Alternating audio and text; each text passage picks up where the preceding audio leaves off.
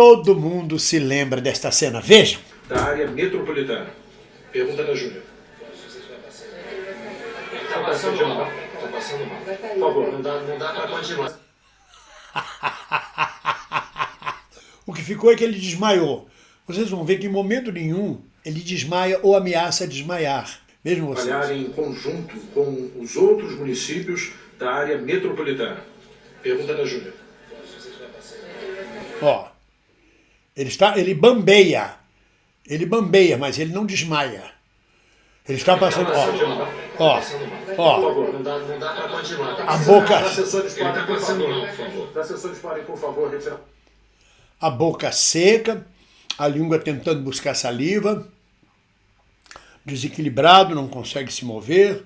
São sintomas de descompensação e de queda de pressão. Por quê? Porque, minhas amigas, perdoem a coisa escatológica, mas ele se cagou todo.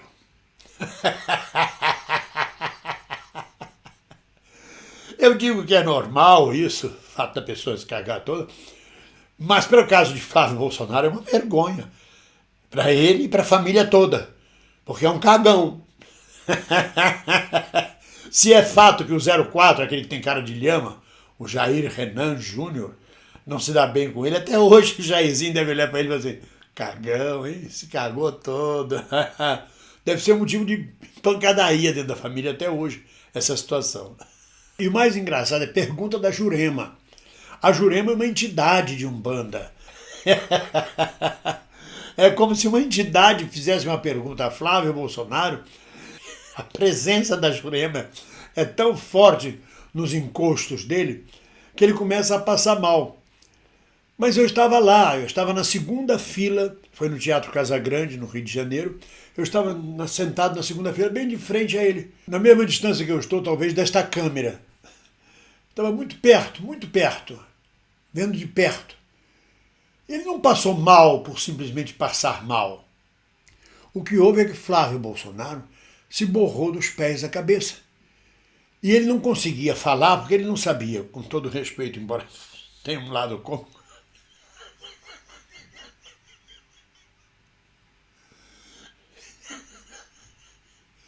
Ele não sabia se ele falava ou se ele cagava. Ou se ele andava, fugia dali. E ele ficou bambeando. Repara como ele bambeia, repare como ele bambeia. Olha aqui, ó. Ó a língua, ó. Não dá para continuar. Tá passando mal. Os assessores podem, por favor. Os assessores podem, por favor, retirá-lo. Olha lá. Ele não consegue se mover, ele tenta dar um passinho e tem medo da caca toda escorrer pelas pernas dele.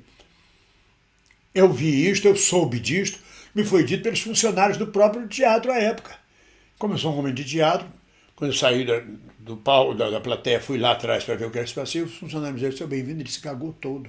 Estava nervoso, o primeiro encontro dele, esse machão todo, esse homem poderoso, todo forte, mas se cagou diante das circunstâncias. O pai estava do lado.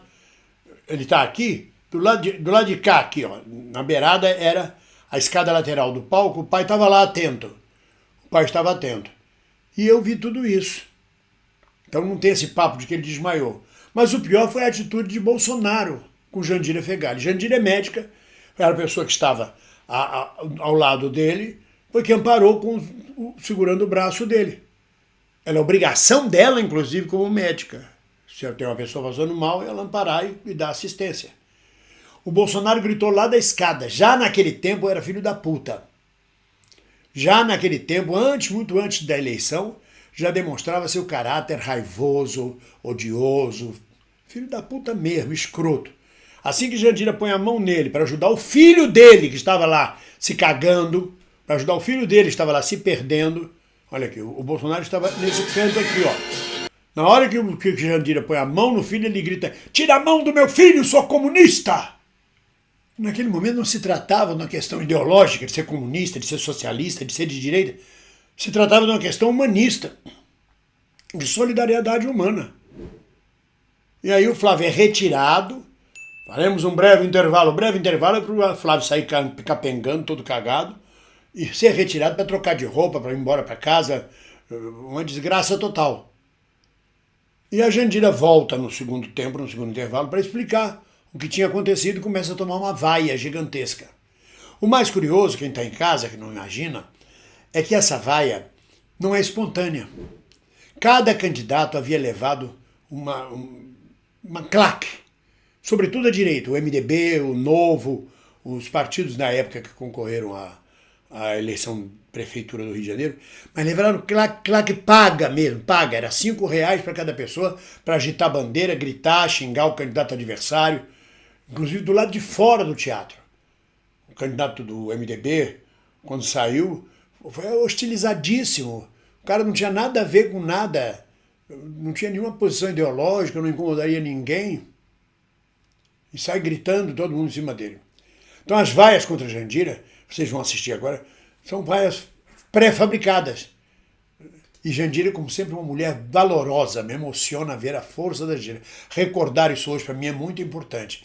Eu estava no Rio de Janeiro, morava no Rio de Janeiro, estava na segunda fila do teatro, estava bem de cara para eles, estava lá o Crivella de cara para mim, aquela coalhada branca, estava tudo tranquilo e Jandira veio se explicar e tomou essa vaia. Vejam a reação do deputado. Sobre a questão que seria respondida pelo candidato Flávio Bolsonaro. A senhora tem 1 minuto num comentário. Mas eu não gostaria de terminar aqui essa resposta sem denunciar o que houve no intervalo. Eu fui atender Por favor, como médica. Público que colabore, por favor. Como médica. Estão vendo vocês? Aí começam as vaias. Elas não querem ouvir o que ela vai dizer. Eles não querem saber da informação médica do que aconteceu com Flávio Bolsonaro. Eles querem vaiar uma mulher e querem vaiar a oposição. Para eles é um jogo de claque, paga. Agora vai a Jandira. Sabe o animador de auditório? Você levanta aplausos, vaia, silêncio. É assim que funcionou o jogo naquela noite, depois que Flávio Bolsonaro se cagou todo. Para mim, ver o Flávio Bolsonaro, filho 0 sei lá o que, nunca sei se é 02, 03, 04, do fascistão, do machão, vacilar. Na hora eu não percebi se ele estava se cagando ou não.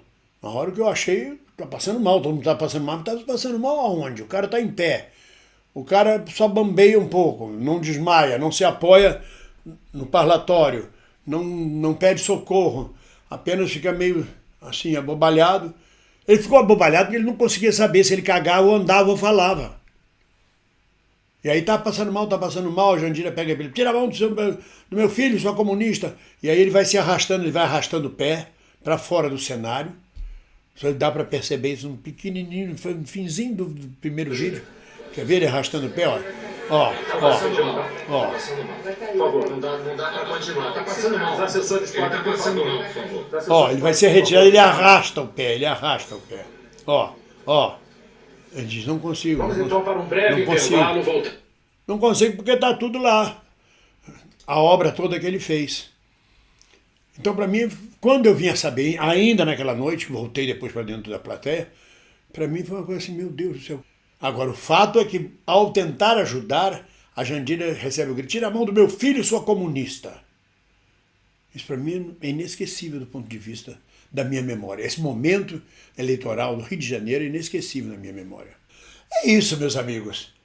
Esse é um fato curioso que eu acho que ninguém falou claramente para vocês, que foi que ele passou mal, desmaiou, mas a gente sabe a boca pequena e sabe a boca grande no Rio de Janeiro e todo o Brasil, o fato como ele se passou. Se vocês gostaram, deixe seu like, seu comentário, deixe seu Pix, ajudem nosso canal, fortaleçam as mídias de esquerda. Olha o Pix aí embaixo. Né? Eu quero mostrar para vocês aqui de saída, aqui nessa pontinha aqui, ó, tá vendo? Esse bonitinho aqui era o candidato bonitinho do MDB, ou do PSDB, eu acho, à prefeitura do Rio de Janeiro. Era um amiguinho do playground do Eduardo Paes, amiguinho do Play, que foi fragorosamente derrotado nas eleições. Rolou de tudo nesse debate. Só que a gente não assiste aí, é o Coalhada, é o Crivella. O resto está tudo junto. E a gente está junto também.